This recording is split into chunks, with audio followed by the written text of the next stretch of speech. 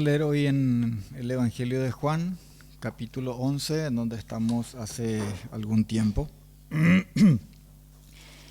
Los versículos 33 al 37.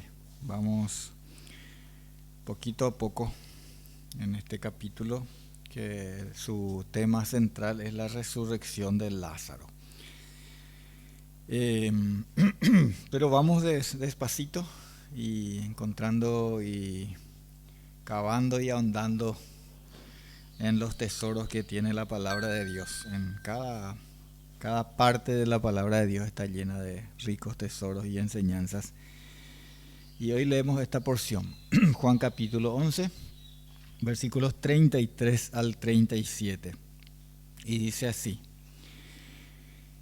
Jesús entonces, al verla llorando y a los judíos que la acompañaban también llorando, se estremeció en espíritu y se conmovió.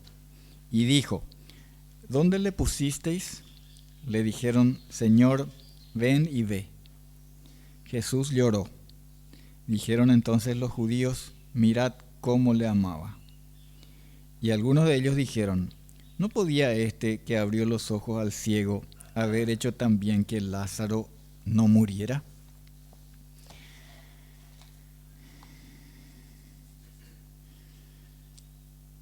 Yo quiero plantear una cuestión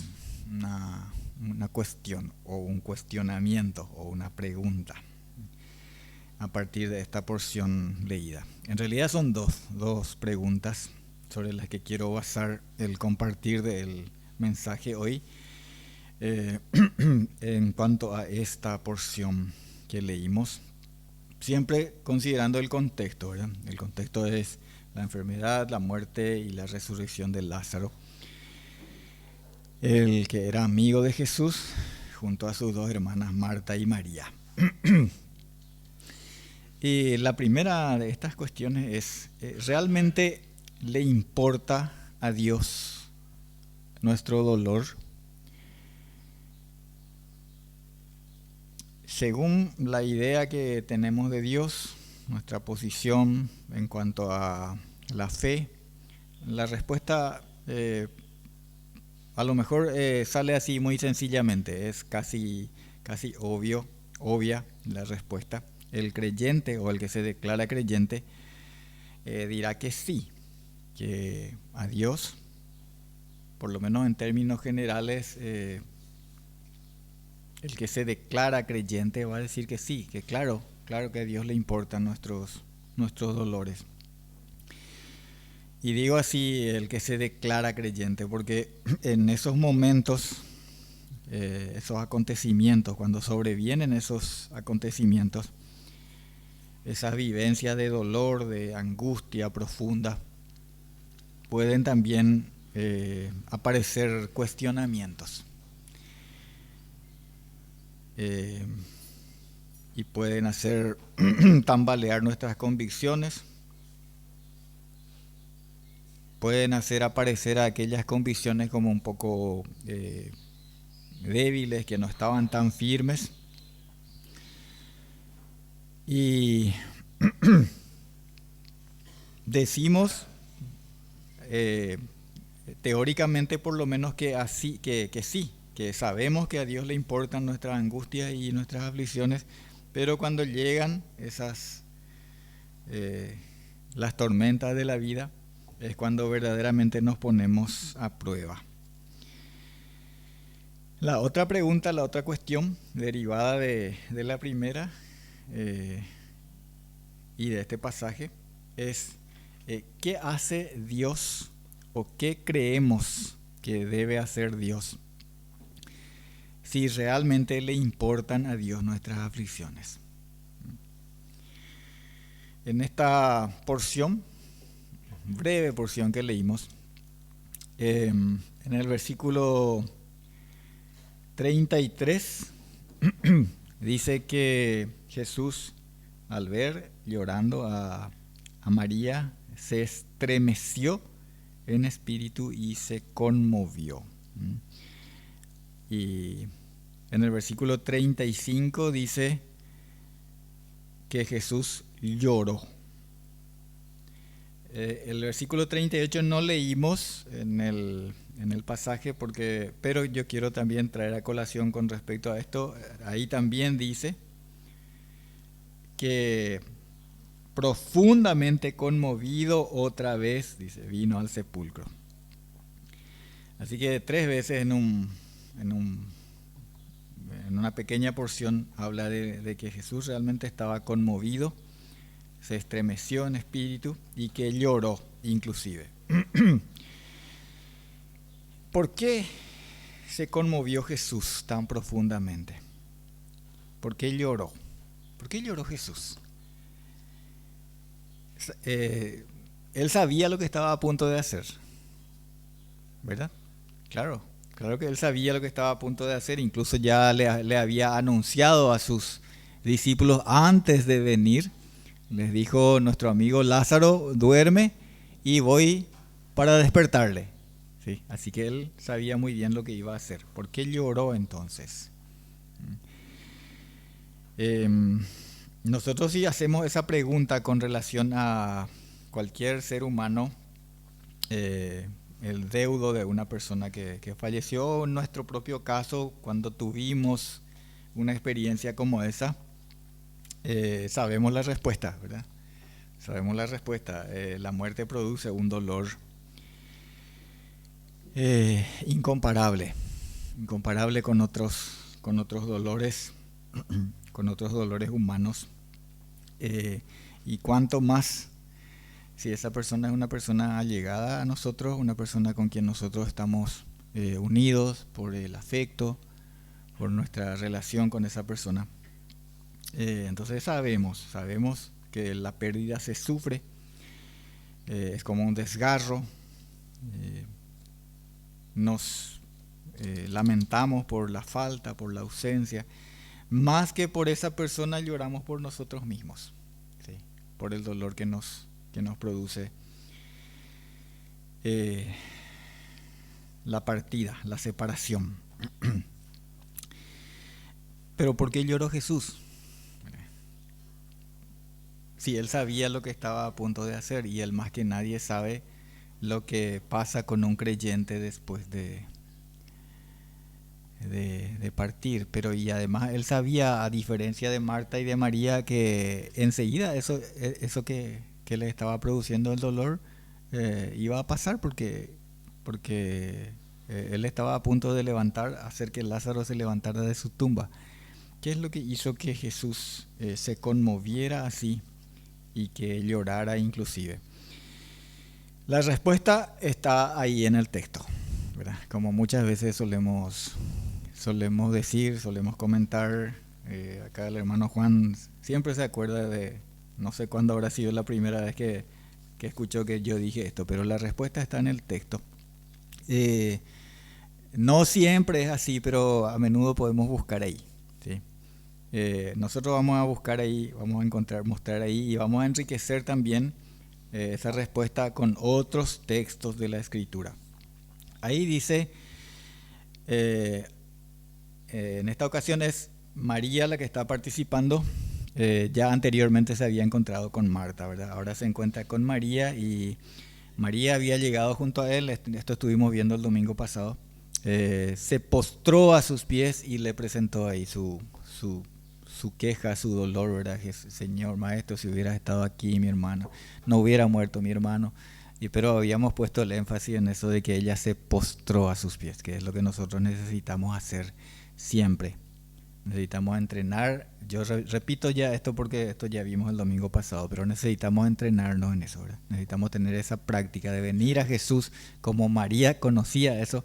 Venía siempre a los pies de Jesús y se postraba a sus pies. Entonces en esta ocasión ella otra vez vino y se postró a sus pies. Pero lo que dice acá en el texto que leímos hoy, dice que Jesús entonces, al verla llorando, se estremeció, se conmovió. Y esta es la clave. Entonces, al verla llorando. No es que Jesús ya se conmovió en el espíritu cuando escuchó la noticia de que Lázaro había muerto o algo así. No dice eso, ¿verdad? Jesús, al verla llorando, se conmovió. ¿Sí? ¿Se acuerdan de la primera pregunta, de la primera cuestión que yo les dije, verdad? ¿Le importa a Jesús nuestro dolor? ¿Le importan a Jesús nuestros sufrimientos, nuestras aflicciones? Y aquí está. La Escritura habla abundantemente acerca de cómo es Dios. Y una de las cosas que sabemos acerca del carácter, de los atributos de Dios por las Escrituras, es que Dios es compasivo. Dios es compasivo. Y usa ese y otros términos similares, como que Él es misericordioso. Hay tantos pasajes, yo seleccioné entre todos estos pasajes del Salmo 103, versículos 13 y 14. Ahí dice, en el Salmo 103, versículos 13 y 14, acerca del carácter de Dios. Como el Padre se compadece de los hijos, se compadece Jehová de los que le temen, porque Él conoce nuestra condición, se acuerda de que somos polvo. Dios, por su naturaleza compasiva, se conduele. Aquí en el Salmo dice, con los que le temen, con aquellos a quienes Él ama. Hay una ocasión que relatan los evangelios. En este caso yo voy a mencionar Mateo 9:36, ustedes pueden mirar. Dice que Jesús, viendo a las multitudes, tuvo compasión de ellas, porque las veía como un rebaño así de ovejas sin pastor. Las ovejas se pierden sin pastor. No saben qué hacer, no saben ni qué plantas tienen que comer, ni qué aguas tomar. Y están a expensas de su propia de su propio limitado conocimiento que tienen. No saben ni siquiera levantarse cuando caen de espaldas, no saben cómo sacarse una mosca que les molesta, y tantas cosas. No hay animal más indefenso que las ovejas. Y Jesús dice que veía a las multitudes y tenía compasión de ellas. Quiero ir también a Hebreos, capítulo 2, versículo 17. Ahí está hablando de algo que Jesús tenía que ser para venir a ser autor de nuestra salvación. Hebreos capítulo 2, versículo 17.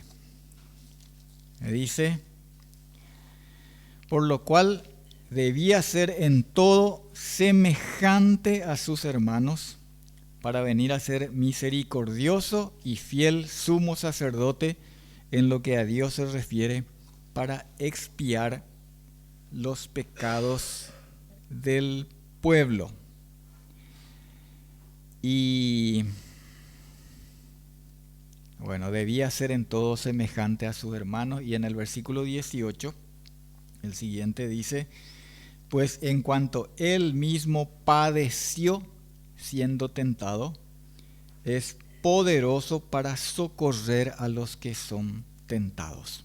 Aquí, ¿qué es lo que estamos viendo? Que Jesús, para venir a ser nuestro Salvador y para socorrernos cuando nosotros estamos tentados o sometidos a diversas pruebas, Él mismo padeció por esas pruebas, por pruebas similares a las que pasa todo ser humano. No es que Dios no sabía, sí, claro que Dios sabía, pero Él tenía que ser en todo semejante a nosotros para estar calificado, por decir, para ser nuestro Redentor, nuestro Salvador. Podemos leer también en Hebreos 4, versículos 15 y 16. 4, 15 y 16, Hebreos. Dice, porque no tenemos un sumo sacerdote que no pueda compadecerse de nuestras debilidades, sino uno que fue tentado en todo según nuestra semejanza, pero sin pecado. Acerquémonos, pues, confiadamente al trono de la gracia para alcanzar misericordia y hallar gracia para el oportuno socorro. Así que Jesús, como hombre, fue sometido a todas las formas de pruebas y aflicciones que experimentamos los seres humanos. Por eso, y ahora vuelvo para tratar de cerrar esa idea,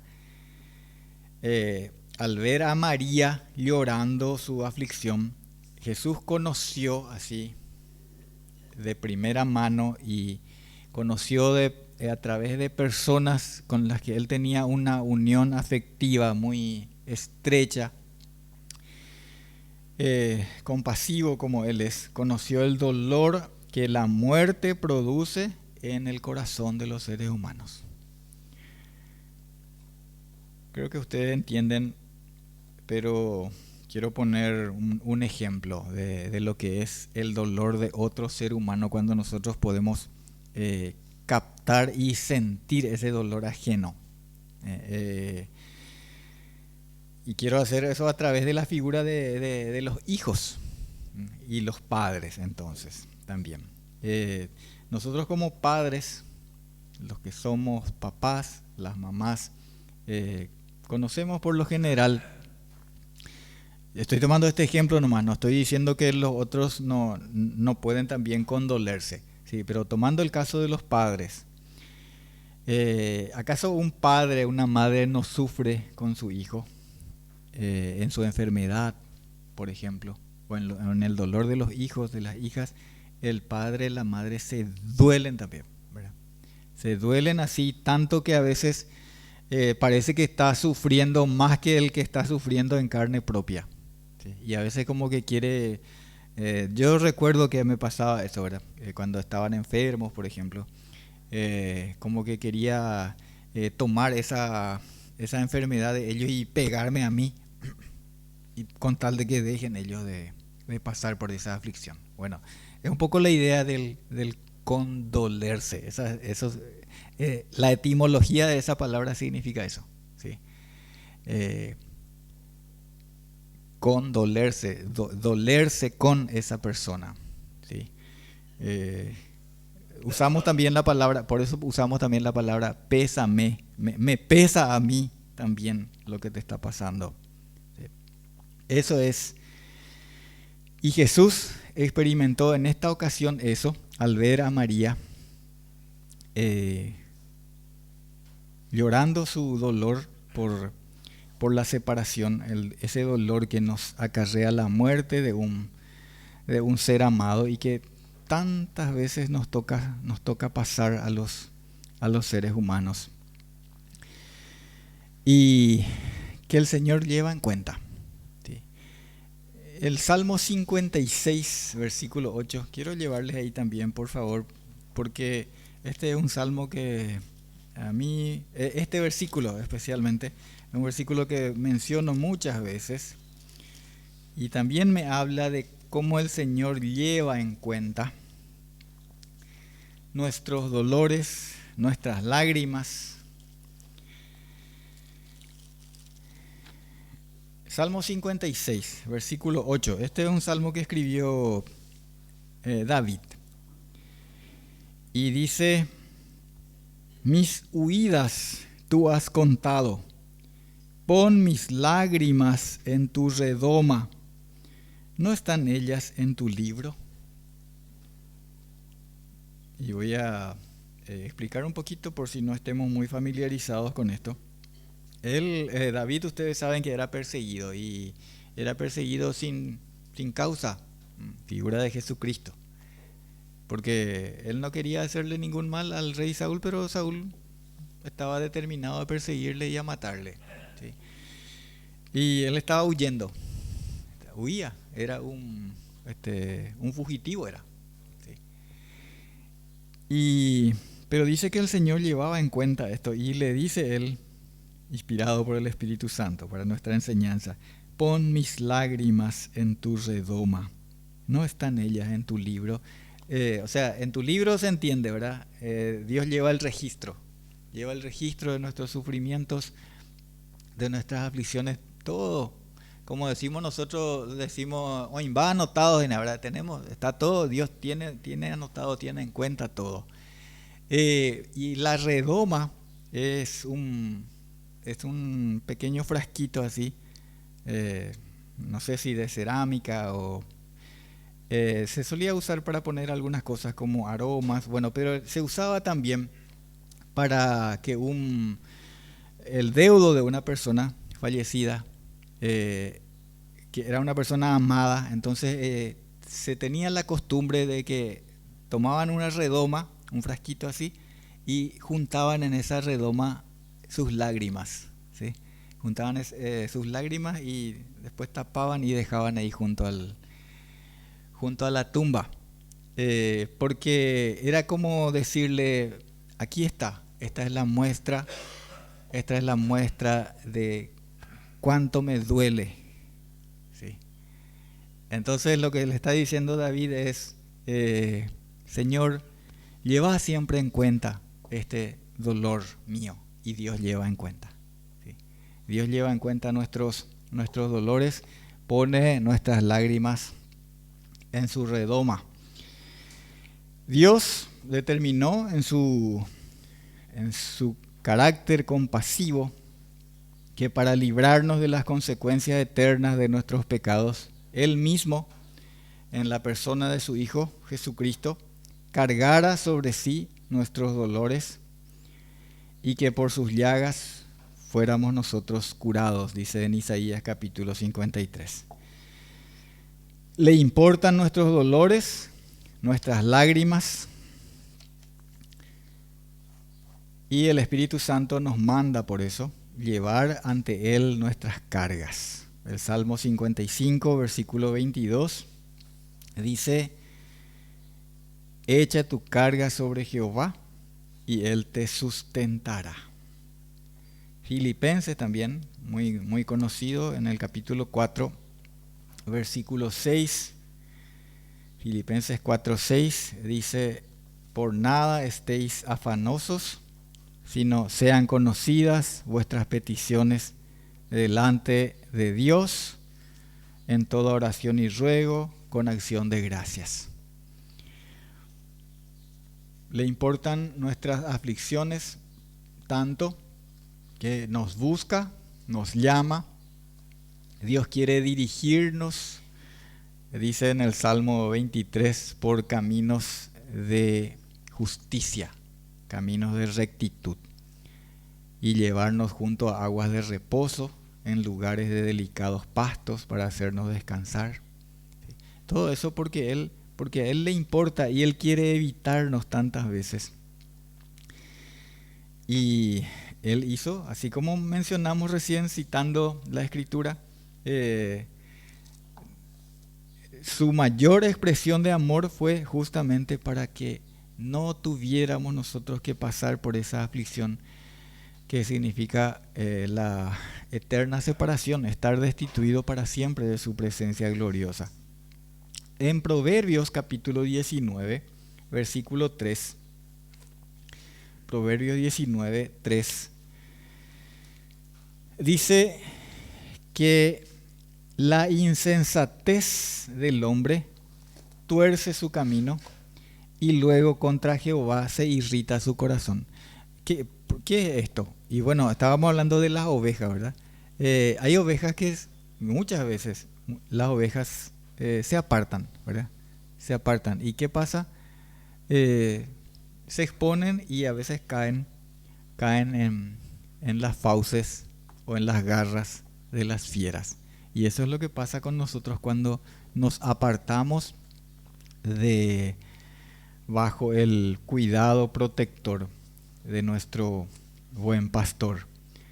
Y tantas veces pasa que se irrita nuestro corazón contra Dios por eso, ¿verdad? Está claro que Dios quiere eh, guardarnos, consolarnos. Según el relato de Mateo, Mateo 23, voy a leer Mateo 23, versículos 37 y 38.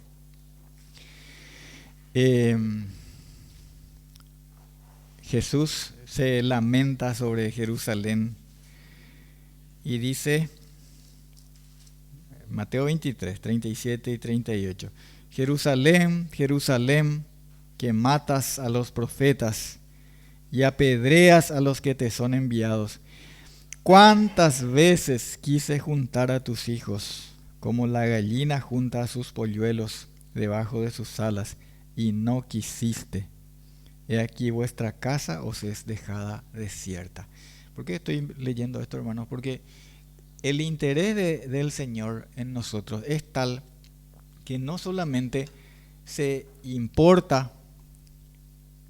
interesa cuando estamos pasando por aflicciones, sino que también Él quiere evitar muchas de aquellas aflicciones que son causadas por nuestras propias insensateces. Claro que inevitablemente va a sobrevenir el dolor y las aflicciones van a sobrevenir a todo ser humano. No obstante, hay muchas ocasiones en las que el dolor sobreviene por causa de nuestra insensatez o atravesamos de eso sin hacer así como María hizo y como decíamos el domingo pasado, sin ir a postrarnos a sus pies y esperar de Él. Todo eso se nos demuestra cuando Jesús llora también, profundamente conmovido por el dolor de María y de los que la acompañaban junto a la tumba de Lázaro. Y también es un ejemplo de lo que nos enseña la palabra de Dios a nosotros, a la iglesia, de cómo obrar con amor, condoliéndonos con los que están dolidos, sufrientes. En Romanos 12:15 dice, gozaos con los que se gozan, llorad con los que lloran. ¿Sí? Así debe ser en la iglesia, en la casa del Señor. Quiero ocuparme también por un momento en la otra cuestión que presenté y que mencioné al principio. ¿Qué esperamos de Dios o cómo creemos que Dios debe obrar con respecto a nuestras aflicciones? Bueno, lo que esperamos, lo que espera naturalmente cualquier sufriente es que se nos quite la causa del sufrimiento, ¿verdad? Eso es lo primero y lo natural. Cualquier ser viviente instintivamente espera eso. Eso es lo que esperamos, lo primero que esperamos.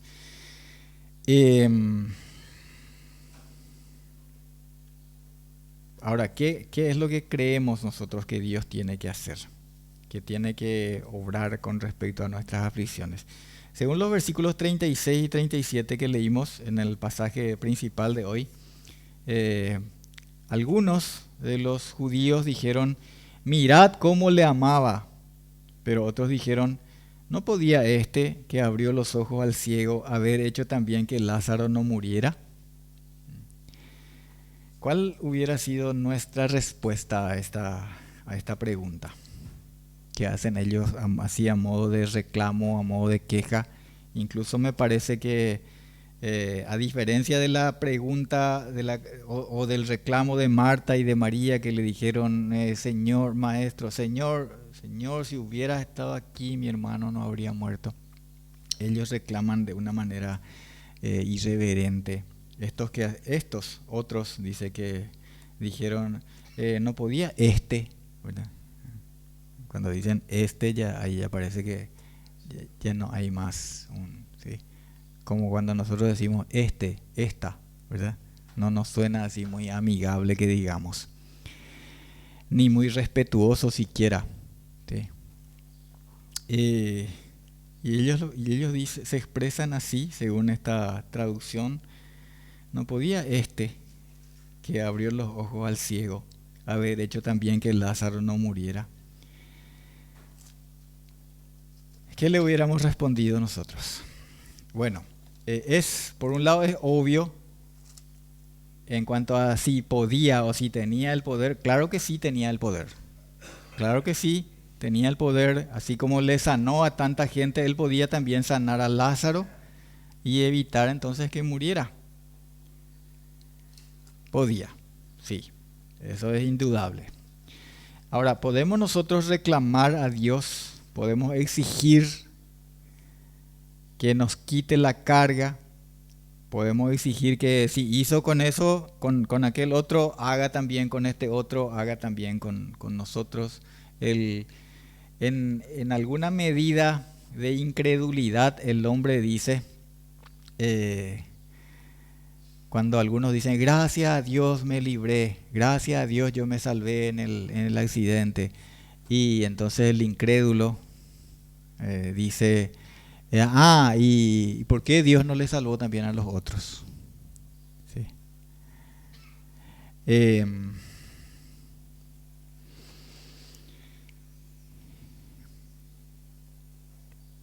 Tenemos que recordar aquello que citamos hace algunos domingos, que es un dicho común, ¿verdad? Nosotros habíamos mencionado a un autor, famoso autor cristiano, que también en una circunstancia particular que le tocó vivir, él dijo, Dios sabe lo que hace. Sí, eso tenemos que recordar. Muchas veces nosotros no sabemos no tenemos las respuestas particulares, pero Dios siempre sabe lo que hace. Dios, por ejemplo, esto está en las Escrituras, Dios abrió las puertas de la prisión para que Pedro saliera. ¿Se acuerdan aquella vez? La iglesia estaba orando y Dios le abrió a Pedro y salió. Sí. Y a Pablo y a Silas también les abrió la puerta. Pero, sin embargo, Dios permitió que decapitaran a Juan el Bautista y llevaran su cabeza así en una bandeja. Dios permitió que mataran a espada a Santiago para agradarle a los judíos. ¿Sí? Dios permitió que Esteban muriera apedreado, pero en similares circunstancias hizo que Pablo se levantara después de haber sido apedreado. Dios tiene sus propósitos y en cada uno y en todos sus hijos, los que son sus hijos, somos sus hijos por la fe en Cristo, Él tiene un propósito. Tiene un qué y tiene un por qué, tiene un cómo. Cómo hacer, cómo llevar a cabo sus propósitos. Y tiene un tiempo para cada cosa también. Porque a Pablo le libró en unas ocasiones, le permitió escapar, pero finalmente permitió que le mataran también. ¿Sí? Eso que él mismo anuncia en la segunda carta a Timoteo, ya estoy listo. Estoy listo para mi partida que pronto va a ser, cuando él ya sabía que iba a ser matado. Un propósito expresado en la Escritura en Romanos 8:29 es que Dios quiere formar en nosotros la imagen de su Hijo. A esto nos destinó. Dios quiere formar en sus hijos la imagen de su Hijo Jesucristo. ¿Sí? A esto nos predestinó. ¿Sí? Él está haciendo una obra en cada uno de sus hijos y la obra que comenzó Él va a perfeccionar, Él va a llevar a cabo cumplimiento pleno. En Efesios capítulo 3, versículo 20, les invito a ir ahí. En Efesios 3:20 dice algo respecto a lo que Dios puede hacer, pero yo quiero leer un poquito más para darle contexto también. Efesios capítulo 3. Así que les invito a leer desde el versículo 14 y voy a leer hasta el versículo 21. Un poquitito largo es el pasaje, pero no demasiado. Vamos a leer y aprovechar la riqueza de la palabra de Dios. Efesios 3. Dice desde el 14 hasta el 21. Por esta causa doblo mis rodillas ante el Padre de nuestro Señor Jesucristo, de quien toma nombre toda familia en los cielos y en la tierra, para que os dé, conforme a las riquezas de su gloria, el ser fortalecidos con poder en el hombre interior por su Espíritu, para que habite Cristo por la fe en vuestros corazones, a fin de que, arraigados y cimentados en amor, seáis plenamente capaces de comprender con todos los santos cuál sea la anchura, la longitud, la profundidad y la altura, y de conocer el amor de Cristo que excede a todo conocimiento, para que seáis llenos de toda la plenitud de Dios. Y aquí está el versículo 20. Y a aquel que es poderoso para hacer todas las cosas mucho más abundantemente de lo que pedimos o entendemos, según el poder que actúa en nosotros, a Él sea gloria en la iglesia en Cristo Jesús, por todas las edades, por los siglos de los siglos. Amén. El amor de Dios, hermanos, excede a todo conocimiento y Él es poderoso para hacer todas las cosas mucho más abundantemente de lo que pedimos o entendemos nosotros. Vayamos al Señor con toda oración y ruego, con nuestras cargas, con nuestras aflicciones, en confianza plena en su amor que excede a nuestro conocimiento, en confianza en su sabiduría, en sus propósitos. En Jeremías 29:11 está también expresado de esta manera. Jeremías 29:11 dice: Jehová, el Señor, dice al pueblo de Israel, y esto mismo es para nosotros, porque yo sé los pensamientos que tengo acerca de vosotros, pensamientos de paz y no de mal. Clamemos sin olvidar que la confianza en el Señor también implica reverencia, ¿sí? Descansar en lo que Él se ha propuesto hacer. ¿Quién soy yo para exigir a Dios o para declarar algo con mi boca y esperar que Él haga lo que yo digo y no lo que Él dice? Porque penosamente esto sucede tantas veces, ¿verdad? Yo no puedo clamar a Dios y decirle que Él haga lo que yo digo, sino que así como Jesús dijo, pero no sea como yo quiero, sino como vos querés.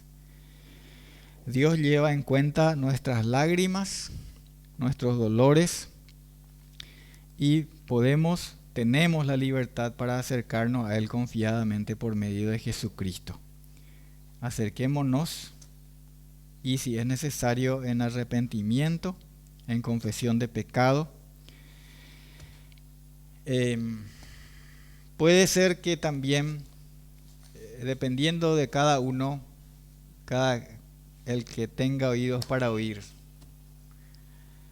puede ser que también tengamos que considerar aquello que Jesús dijo cuando ese lamento sobre Jerusalén. Tal vez Él ha querido muchas veces cobijarnos bajo sus alas como la gallina sus polluelos y nosotros no quisimos. Puede que eso también sea algo para considerar. Y entonces hoy puede ser el día para volver y cobijarnos bajo sus alas. Oremos. Padre nuestro que está en los cielos, te damos gracias, Señor. Gracias porque tenemos en ti a un Padre compasivo, a un Padre que se duele con nuestros dolores, con nuestras aflicciones, con las aflicciones de sus hijos. Gracias por tu palabra, en la que podemos conocer tu carácter y tu amor, Señor. Oramos por tu iglesia. Oramos por cada miembro y por cada uno de aquellos que conociste desde la eternidad, desde antes de la fundación del mundo, y escogiste salvar hacer que fuéramos tus ovejas, Señor, detrás de nuestro buen pastor, nuestro amado Salvador, Jesucristo. A ti te damos, Señor, y a Jesucristo, nuestro Salvador, toda gloria y toda honra.